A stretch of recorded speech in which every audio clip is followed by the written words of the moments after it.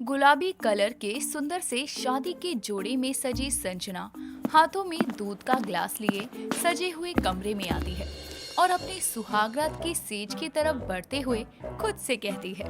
कितनी सुंदर से सजाई है ये गुलाब की नरम पंखुड़ियाँ, फूलों की भीनी भीनी खुशबू, ये सब हमारे लिए है।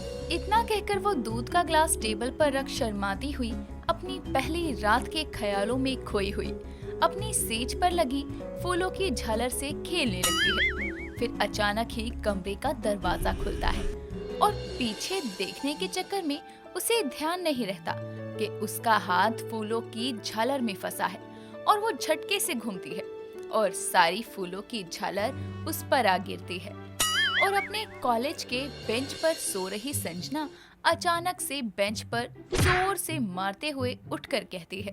ओहो, सत्यानाश कर दिया फूलों का। उफ, जग गई फूल कुमारी। कॉलेज तो तूने अपनी नींद पूरी करने के लिए ज्वाइन किया है ना? मैं फिर सो गई थी क्या? ओह, तो वो सपना था। यार संजना, क्यों सोती है तू इतना? क्योंकि सोकर मैं मस्त मस्त सपने देखती हूँ और सपने में मिलता है, ओ मुंडा मेरा सपने में मिलता है। मुझे नहीं पता था कि कॉलेज आने के बाद तू इतनी ठरकी हो जाएगी। चल उठ, अगली क्लास में सजानी है। क्या सुहागरात की सेज? अरे यार, अगली क्लास में सजानी मैडम बैठी है। वो राउंड लगाते हुए यहाँ टपकी ना तो हम दोनों को टपका देगी। ओ, ओके ओके।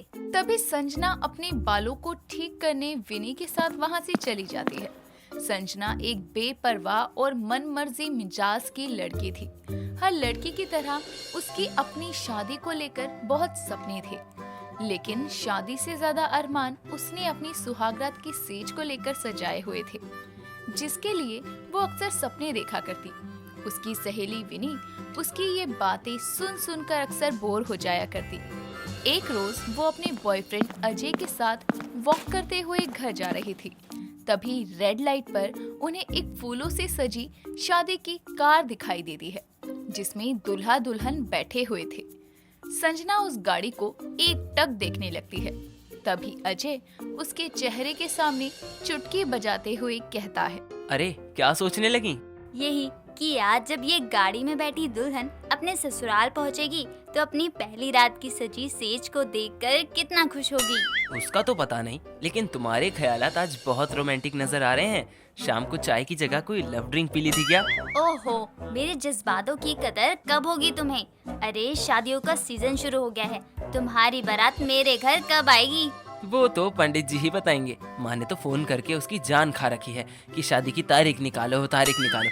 पंडित जी कोई जवाब दे तो कुछ होना। क्या हुआ, अपने मिलन की इतनी बेसब्री है?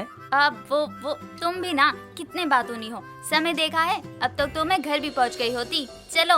अरे रुको, साथ चलो। संजना।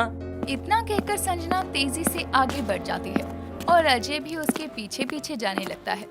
अगले दिन अजय सुबह अपने बेड से जैसे ही उठकर अंगड़ाई लेता है, वैसे ही उसके पलंग से चरचराने की आवाज आती है और वो खुद से कहता है। माँ ने अब तक मेरे पलंग की मरम्मत नहीं करवाई, थोड़ी सी करवट क्या लो, इसकी आवाजें आती हैं, मानो अपनी आखिरी सांसें ले रहा हो। तभी वो गुस्से से चादर हटाकर वॉशरूम में चला जाता है और कुछ देर में तैयार होकर बाहर आता है तो बाहर उसकी माँ सविता और बहन अनिका नाश्ता कर रही थी। तो अजय को देखकर सविता कहती है। अरे इतनी देर का उठा तू अब आ रहा है, क्या कर रहा था? आपको कैसे पता कि मैं बहुत पहले ही उठ गया हूँ? तेरे पलंग के चरचराने की आवाज रसोई तक आती है, उसी से। माँ तो आप उसे ठीक क्यों नहीं करवाती? मैं तो कहता हूँ नया पलंग ले आते हैं। ये तो ऐसे आवाज करता है मानो इसकी जान निकल रही हो। अरे आवाज ही तो करता है ना, टूटा तो नहीं है, बाद में सोचेंगे। बाद में कब? अब तो पंडित जी ने शादी की तारीख भी 2 हफ्ते बाद की निकाली है। अब कम से कम शादी से पहले तो कमरे में नया पलंग ही लगवा दो।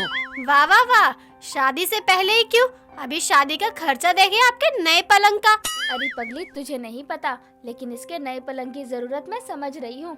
अरे अजय बेटा, मैं तो इसलिए जल्दी नहीं कर रही थी, क्या पता तेरे ससुराल से ही शगुन में पलंग सोफा आ जाए। अरे वाह माँ, आपका दिमाग तो बहुत चलता है। सही है, वैसे भी जो चीज फ्री में आने वाली है उसके लिए हम पैसे क्यों फूके? तो चुप करके खाना खा। और माँ, आप कैसी बात कर रही हो? तब तक मैं क्या इस कमजोर पलंग का चरचराने वाला संगीत सुनकर काम चलाऊं? हाँ, दोनों की एक सुर में हाँ सुनकर वो अपना सर पकड़ लेता है। समय बीतता है। संजना और अजय की सगाई का दिन आता है, जिसका फंक्शन अजय के घर पर था। अपने परिवार वालों और सभी रिश्तेदारों के सामने दोनों एक दूसरे को अंगूठी पहनाकर सगाई की रस्म को पूरा करते हैं। सभी लोग नाच गा रहे थे। तभी अनिका अपनी होने वाली भाभी संजना को अपने भाई का कमरा दिखाने ले जाती है, जहां संजना पलंग की ओर देखती है तो अनिका कहती है, ऐसे क्या देख रही हो मेरी होने वाली भाभी? आपकी सुहागरात की सेज इसी पलंग पर सजने वाली है। तुम भी ना कैसी बातें कर रही हो। ओह माय गॉड, मुझे तो अभी से घबराहट होने लगी। क्या हुआ भाभी? कहीं खुद को इस कमरे में शादी के जोड़े में खड़ा इमेजिन तो नहीं करने लगी ना? दोनों की बातें चल रही थी। तभी वहाँ पर सविता आती है, जिसके बाद दोनों उसके साथ चली जाती हैं। दिन गुजरते हैं और शगुन का सारा सामान लड़की वालों की तरफ से लड़के के घर शादी के दिन पहुंचता है, जिसे देखने अजय घर के बाहर जा ही रहा था कि उसकी माँ उसे घोड़ी चढ़ने से पहले की रस्मों के लिए रोक लेती है। तो वहीं अनिका अपने भाई का कमरा फूलों से सजा रही थी, तो बेड पर बैठने पर उसे भी आवाज आती है। भैया का पलंग तो सच में बहुत आवाज करता है। एक बार मैं खुद ही से अगल बगल से देख लेती हूँ, क्या पता आवाज करना बंद कर दे। इतना कहकर वो स्टोर रूम से कुछ औजार लाकर पलंग की ठोक ठुकाई शुरू करती है, जिससे कमजोर पलंग के एक आध पेच ढीले होकर गिर पड़ते हैं। आवाज आने पर उसकी माँ वहाँ आती है, तो काम को जैसा का तैसा छोड़कर बेड को अच्छे से सजाकर दोनों वहाँ से चली जाती हैं। शाम होती है और कुछ ही देर में अजय की बारात संजना के घर आती है। मंडप में दूल्हा दुल्हन बैठे शादी की विधियां कर रहे थे और पंडित मंत्रोच्चार कर रहे थे। मंगलम भगवाने विष्णु मंगलम गरुड़ध्वज मंगलम पुंडरीकाक्षां मंगलाय तनोहरि। हवन कुंड में दूल्हा दुल्हन पुष्प डाले, स्वाहा स्वाहा। पंडित जी, सारे मंत्र मेरी ही शादी में पढ़ दोगे क्या? जल्दी करिए ना। शादी के मंत्र हैं पुत्री, कथा के नहीं, जो जल्दी समाप्त हो जाए। धैर्य बनाए रखें। संजना बुरा सा मुंह बनाए चुप हो जाती है। कुछ ही देर में फेरों के साथ दोनों पति पत्नी बनते हैं और विदाई लेकर संजना अपने ससुराल में गृह प्रवेश करती है। कुछ देर में वो कमरे में पहुंचती है, जहां उसकी सुहागरात की सेज बिल्कुल उसके सपनों जैसी सजी देखकर वो मुस्कुराती है। तभी अजय उसे पीछे से अपनी बाहों में भरकर कहता है, लो आ गई वो घड़ी जिसका तुम्हें कब से इंतजार था। अब होगा पलंग तोड़ रोमांस। इतना कहकर वो उसे गोद में उठाता है और फूलों से सजे पलंग पर बैठाता है। दोनों साथ में बैठते ही हैं कि सुहागरात की कमजोर सेज जोर की आवाज के साथ टूट जाती है। दोनों किसी तरह टूटे पलंग से बाहर निकलते हैं। तो अजय कहता है, क्या संजना, ये कैसा कमजोर पलंग भेजा है तुम्हारे घर वालों ने?